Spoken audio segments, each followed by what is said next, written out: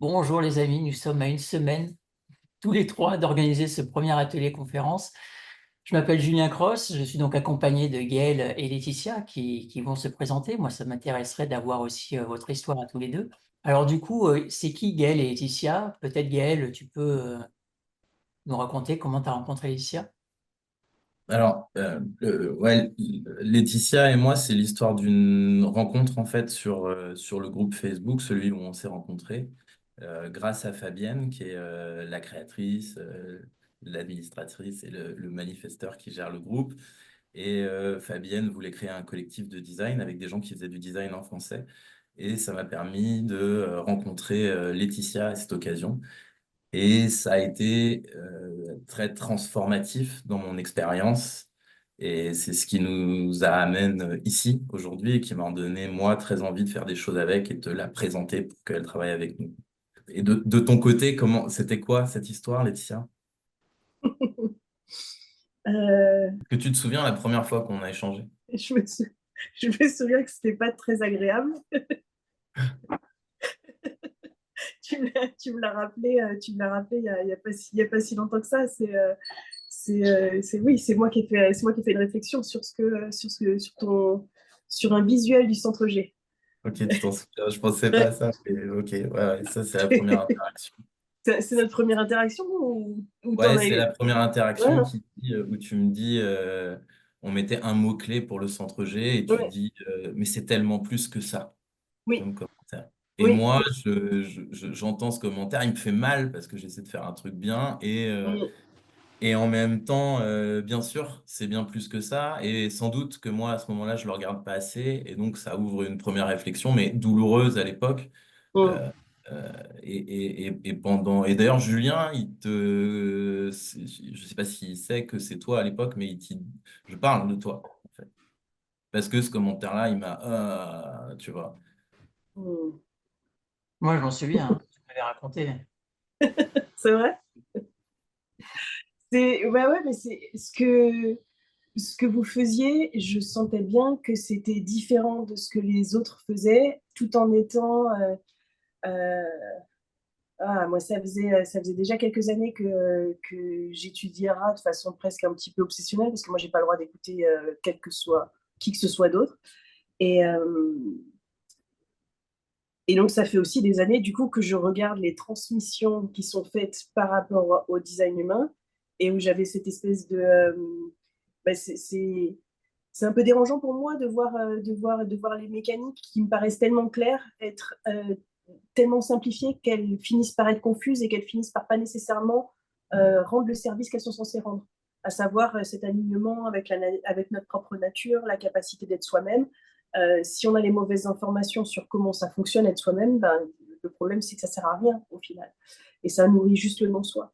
Et ce que vous faisiez, c'était ce qu'il y avait un peu de plus intéressant sur la scène française parce que je sentais qu'il y avait beaucoup de talent et beaucoup d'amour du design derrière, mais qu'en même temps, il y avait ce côté, on veut le rendre super accessible, ce qui est génial comme direction, mais au point du coup de perdre un petit peu les gens.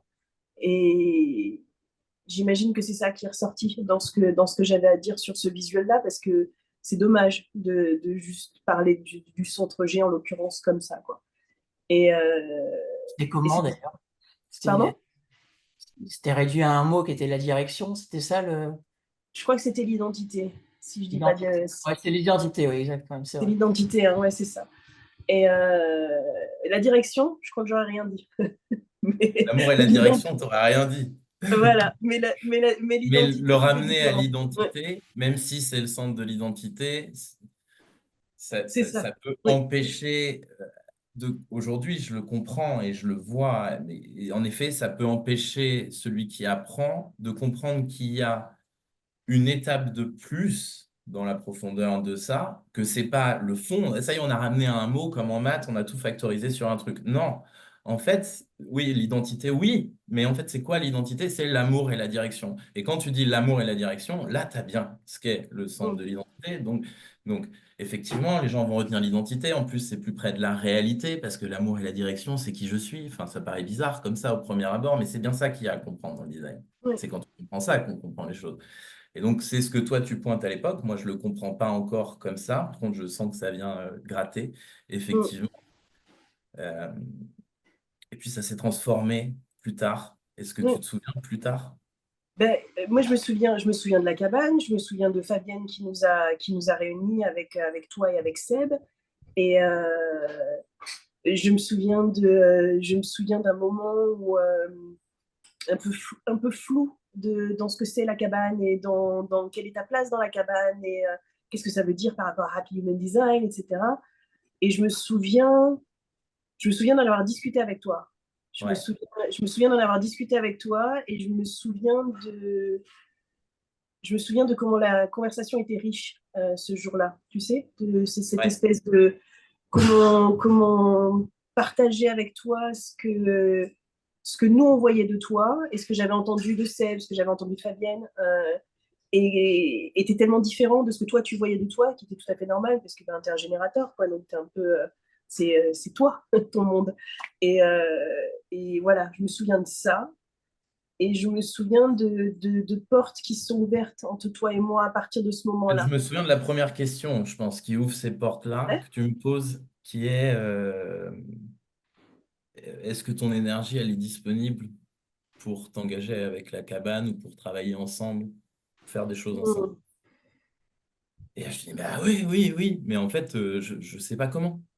mm, Et dans cet échange-là, je comprends que c'est moi le générateur. Et là, c'est mm, très concret, c'est moi le générateur, en fait. Et Julien aussi est générateur, donc c'est nous les générateurs, en fait. Et je comprends ça. mm, Euh, et on commence à échanger sur ce que ça veut dire quoi, en fait. Qu'est-ce que c'est s'engager? Qu'est-ce qu'il y a besoin de quoi? Mais ouais, c'est moi qui ai l'énergie, je m'en étais pas rendu compte. Moi, j'en ai tout le temps. Et de quoi vous avez besoin? Enfin, qu'est-ce qu'on est censé faire? Et là, je te demande, en fait, plutôt de quoi vous avez besoin. Et c'est là que toi, tu vas commencer à essayer de me faire trouver ce que moi, j'ai besoin, ouais, générateur. ouais. C'était fun, ça. Ouais. Mm, Et ça lance, pour moi, des investigations très profondes sur les enfants et donc les types, ouais, les auras, mm, tous les oui. Je me, fondamentaux, en sou- fait. je me souviens, c'est quand on a parlé de ta famille que ça a commencé à s'ouvrir, ça. Et du coup, Mm, mes relations dans ma famille. Ouais. mm, Et là, ça commence à bouger et là, on commence à danser. ouais. Et oui, c'est vrai, du coup, c'est les auras qui ont vraiment démarré Et le les truc, quoi, auras. parce que Ouais, ouais, c'est tellement, ouais, c'est tellement différent, les quatre types d'aura, ils sont tellement, tellement différents. ouais. Et et oui, je me souviens vaguement de t'avoir raconté à quel point juste avoir compris les différences fondamentales des caractéristiques des auras avait changé tellement de choses dans mon approche du design, parce que avant ça, c'est presque impalpable, Ouais, c'est pas réel, quoi. C'est ouais. pas réel jusqu'à ce que tu comprennes pourquoi quand t'as un manifesteur dans la pièce, il peut y avoir ce côté tellement rejetant et tellement déplaisant, et que tu peux tellement le confondre avec un rejet de ta personne ou des choses un petit peu comme ça, quoi. Et alors que vous, les générateurs, ça peut tellement être tellement plus chaleureux d'être dans votre aura, et c'est tellement différent. Et Et petit à petit, c'était aussi voir à quel point le reste euh, était superflu. En tout cas, tant que ça, c'était pas systématiquement le premier regard, la première couche. Parce ouais, qu'il y avait en même temps toutes les mécaniques que je voyais dans la vie, dans les relations avec les autres, qui étaient évidentes rien que par rapport aux auras, peu importe les canaux de ma famille, des gens autour de moi. Non, non, simplement leur aura suffisait à répondre, en fait. Et donc, c'était à la fois dans nos échanges aussi, où, OK, on fait pas du tout la même chose, et là, on est vraiment en train d'utiliser nos auras, à la fois dans la vie et à la fois dans l'investigation. Et ça a changé tout, en fait.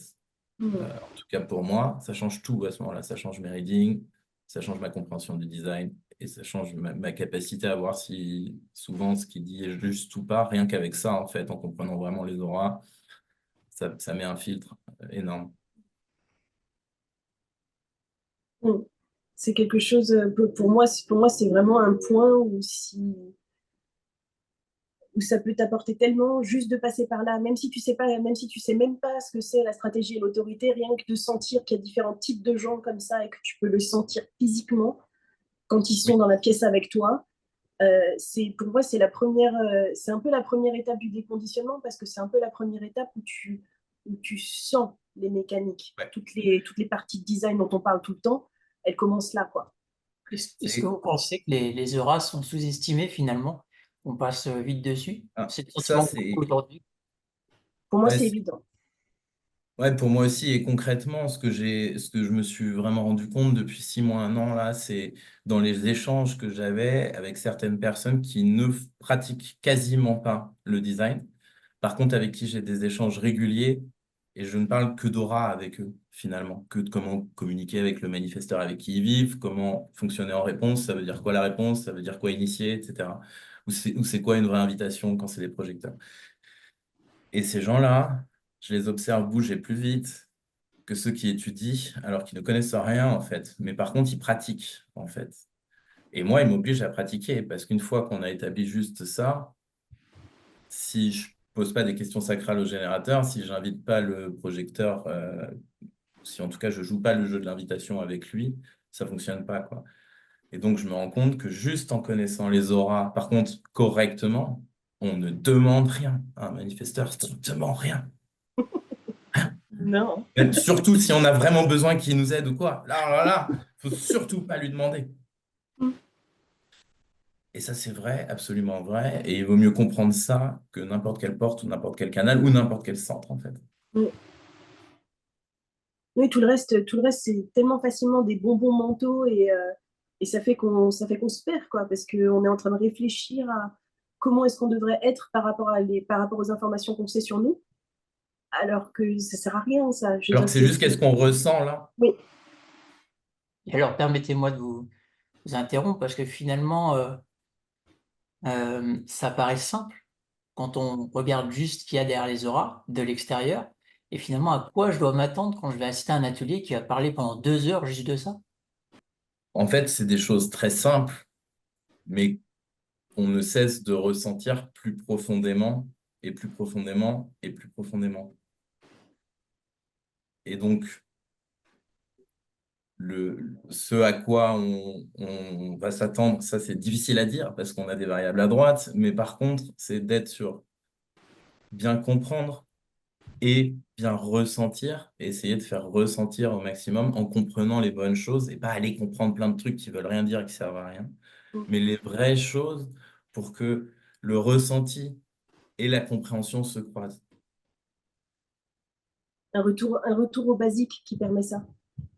De vraiment juste mettre de côté tout le bruit qu'il y a autour du design pour vraiment se concentrer sur les informations qui vont faire le plus de différence, j'imagine, dans le quotidien. En tout cas, moi, c'est comme ça que je l'ai vécu et toi, c'est comme ça que tu l'as vécu Ouais, de retourner aux auras c'est après avoir étudié plein de choses, autre chose. ouais, parce qu'on peut dire beaucoup de choses sur tous les mots-clés, sur la stratégie, sur la signature. On peut dire beaucoup de choses légèrement déformées pour raconter comme ça quand on parle. Mais en fait, il faut faire attention parce que c'est plus tout le temps vrai. On ne demande rien à un manifesteur, ça, c'est tout le temps vrai.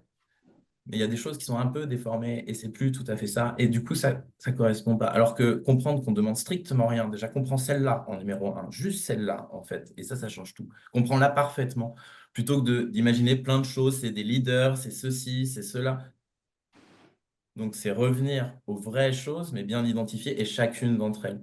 Donc on a fait un travail préparatoire en fait, d'investigation, puis de sélection pour identifier correctement les éléments vraiment importants, et ils sont nombreux en fait. Déjà, rien qu'en prenant les fondamentaux, il y a beaucoup de matière. Donc, dans le tri qu'on a fait, on s'est retrouvé avec beaucoup de matière et de quoi explorer en profondeur les fondamentaux et les basiques. On peut parler pendant des heures de la stratégie et de ce que c'est que l'invitation. Il y a des étapes dans l'invitation, ça se décompose, comment on reconnaît une bonne invitation. Il y a même des techniques en fait. Euh, Ok, super. Et ça va être vrai pour chaque type. Il y a tellement d'informations qui sont déjà sorties rien que quand on a dansé ensemble avec Gaël, puisqu'il y a vraiment, c'est vraiment une conversation et on discute de chaque phrase qui va être transmise dans ce genre de format.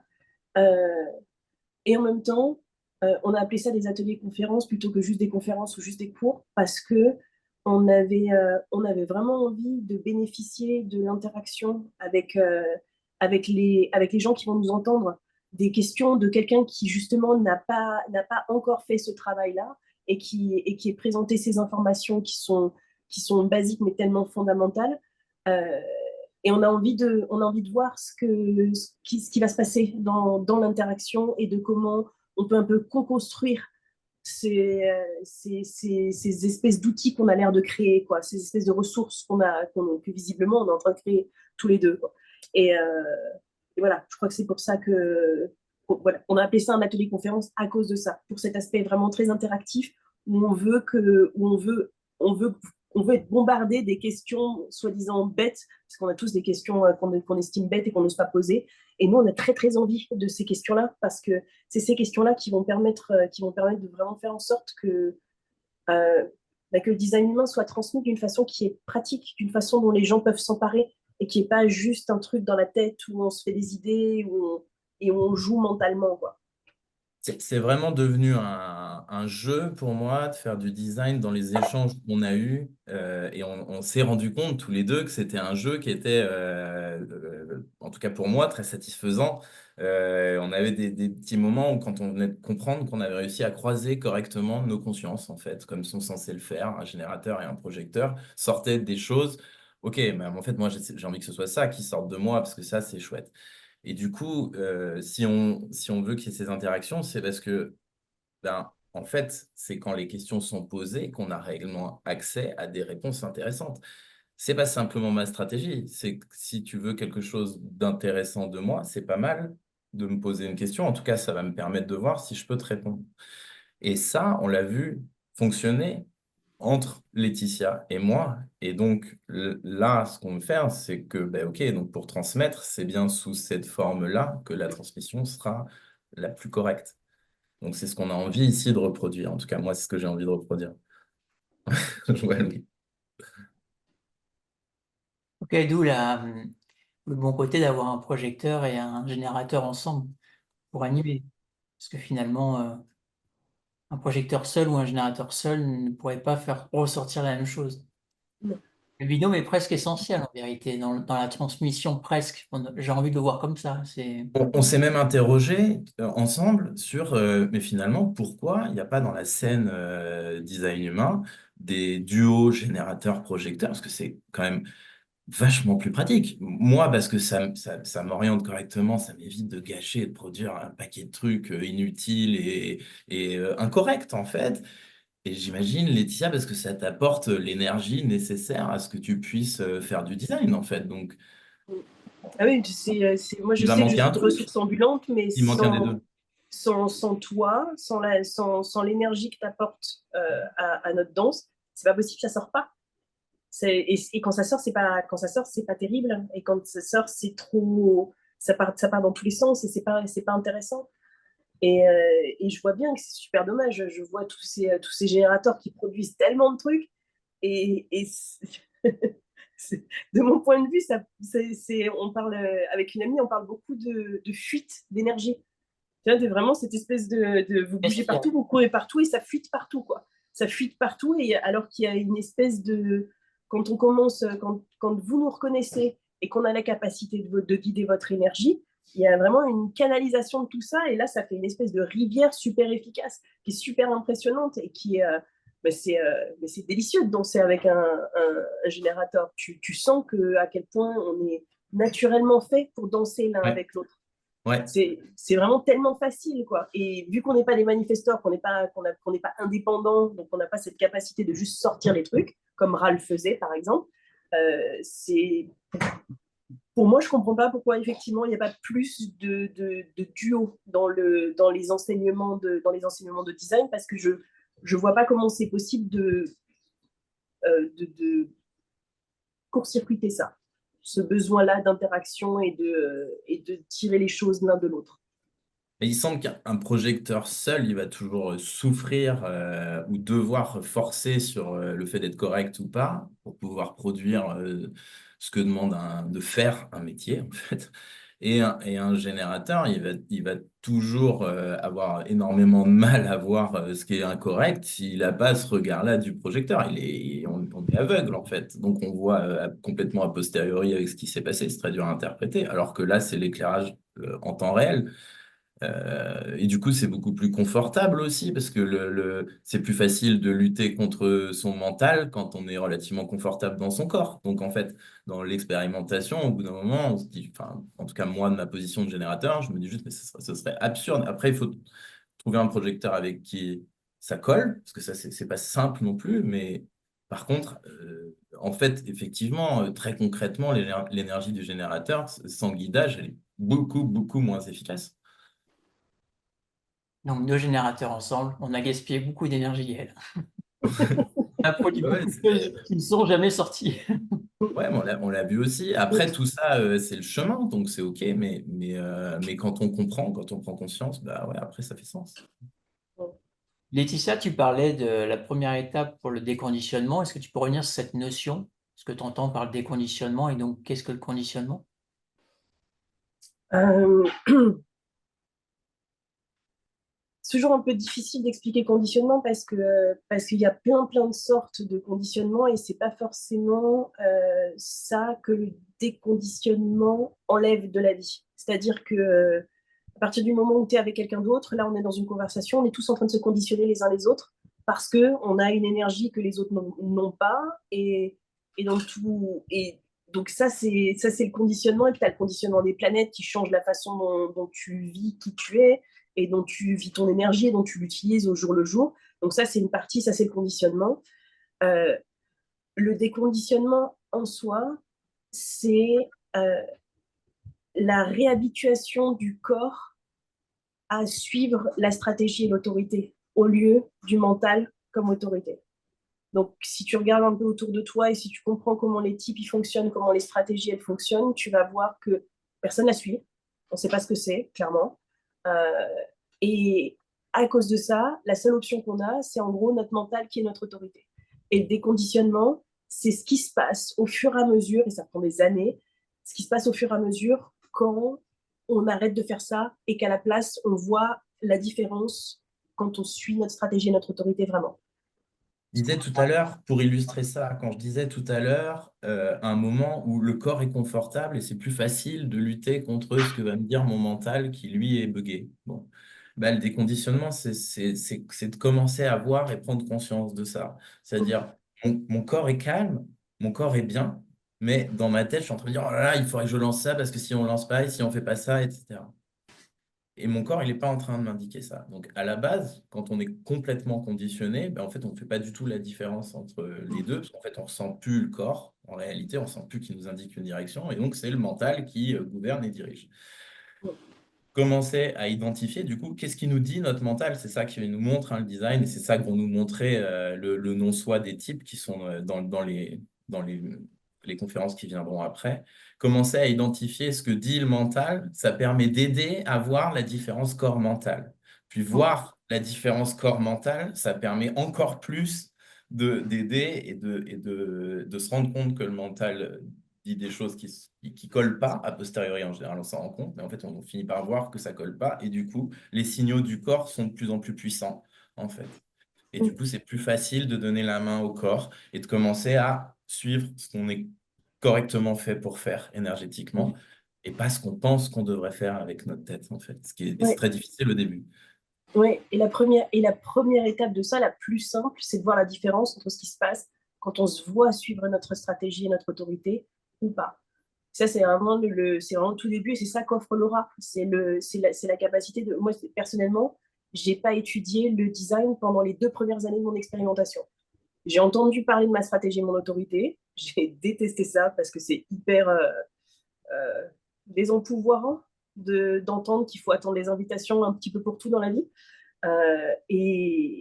Mais rien que d'avoir entendu et d'avoir senti que c'était à moi déjà, parce que je l'ai senti dans mon corps quand j'ai lu sur ma stratégie et mon autorité. Et qu'en plus de ça, j'ai eu tous les souvenirs qui sont arrivés d'un coup quand j'ai lu sur ma stratégie et mon autorité en train de me dire, putain, mais ouais, en fait, il a raison. Comment est-ce qu'il sait ça? Comment est-ce qu'il sait que ma vie a été tellement plus agréable et tellement plus facile et tellement juste mieux et relaxée à partir du moment où on m'avait invité. Et après, dans les 2 années qui ont suivi, de juste voir la différence entre les moments où j'étais en train de forcer quelque chose et je ne comprenais pas pourquoi, je ne comprenais pas ce que j'étais en train de faire, mais tout ce que je savais, ce n'était pas une invitation, ça c'était facile à voir, et voir les moments à côté de ça en contraste, où on m'invitait à quelque chose et de sentir mon corps qui se relaxait et de sentir à quel point c'était plus facile, de sentir à quel point je me sentais appréciée et vue par la personne que j'avais en face de moi et où j'avais pas l'impression de devoir me bagarrer pour exister dans la relation ou dans la situation, c'est ça qui a tout changé pour moi. Et c'est après ça, à un moment donné, quand je me suis pris des murs dans des choses qui ressemblaient à des invitations, là, il y a eu une espèce de, OK, là, il faut que je comprenne un petit peu mieux ce qui se passe parce que ça marche plus de façon, ouais, il y a un truc qui marche plus alors que je sais que ça marche. Et c'est comme ça que moi personnellement, c'est comme ça que j'ai commencé à étudier le design. Et avant ça, tout ce dont j'avais eu besoin, c'est cette espèce de base sur mon aura et comment elle fonctionne. Et sur bah voilà, t'es super intuitif parce que t'es splénique. Et si dans la vie, on t'offre des invitations, toute ta vie est plus facile. J'ai envie de rebondir là sur ce que tu expliquais sur la stratégie et l'autorité et à quel point en fait toute la puissance est là. Parce que dans mon parcours, j'ai commencé à étudier le design, à avancer, à écouter mon sacral, euh, sans être allé, pourtant alors que j'avais énormément investigué, je pense, par rapport à la moyenne, et beaucoup sur les textes de Ra, mais sans être allé faire une plongée dans les auras, comme je l'ai faite il y a un peu plus d'un an, etc. Et à un moment aussi, de mon évolution, où c'était favorable. Au bout d'un moment, il y avait quelque chose d'insuffisant dans ce que je découvrais de la réponse, en fait. Et j'étais un peu bloqué. OK, j'ai compris, ça marche en réponse, mais finalement, je suis un peu bloqué là. C'est pas si puissant que ça. Euh, et en comprenant réellement ce qu'elle était, mon aura de générateur et ma position, en fait, c'était plus de la frustration de dire mais je dois répondre, en fait, c'est OK, mais je suis une machine à ressentir le monde et à renvoyer des trucs en fonction de ce que je ressens. OK, et ça redevient intéressant. Et ça, c'est un petit peu ce que moi j'ai envie qu'on partage ici, c'est-à-dire OK, attendre l'invitation, mais en fait, tous les projecteurs que j'ai en reading, 90%, toujours, en fait, on a un échange sur on fait quoi. Et puis finalement, je propose toujours de repartir des bases et de reparler de l'aura. Et puis finalement, de parler de ce que c'est que la stratégie et de l'invitation. Et là, je vois pour chacun qui découvre des choses, alors que ça fait des années qu'ils sont dans leur processus, sur comment ça marche, une invitation. Comment on voit si cette invitation, elle est pour moi. Il y a des méthodes, en fait, pour faire ça. Et ça demande, en fait, d'avoir compris en profondeur ce qu'elle est la stratégie. Et comprendre en profondeur ce qu'est la stratégie, c'est comprendre en profondeur c'est quoi la mécanique de l'aura. Parce qu'en fait, c'est un truc mécanique. Et c'est vers là qu'on a envie d'aller. Et quand on comprend, OK, c'est quoi la mécanique de l'aura, ça devient intéressant. OK, mais attends, c'est quoi la mécanique de la stratégie? OK, il y a une mécanique en fait de la stratégie et de la signature et c'est bien ça. Et OK, finalement, c'est quoi le non-soi du type? Tout le monde parle de non-soi, mais en fait, personne ne sait vraiment ce que c'est que le non-soi du manifesteur. Vraiment. Et c'est quoi le non-soi du générateur? Vraiment. Et plus dur, le non-soi du réflecteur. Mais déjà, le générateur, pour 70% d'entre nous, vraiment le comprendre, ça c'est essentiel et c'est beaucoup plus puissant que tout le reste en fait. Et surtout après, pour apprendre le reste aussi, faut poser ces bases-là correctement parce que c'est ça qui fait qu'on peut structurer le reste. Donc c'est à mon avis aussi une aide à la stratégie en fait, à l'application, à l'utilisation pratique de la stratégie. Ok, super. Est-ce qu'on pourrait dire que le déconditionnement, c'est finalement la voie vers le lâcher-prise? On entend souvent ce mot lâcher-prise. C'est compliqué souvent de l'appliquer, le lâcher-prise. Et quelque part, peut-être que comprendre cette mécanique peut nous apprendre à nous déconnecter du mental qui correspond, selon moi, au lâcher-prise pour mieux écouter son corps et jouer sa danse. Ouais. pour moi, je dirais que c'est l'accès au vrai lâcher-prise.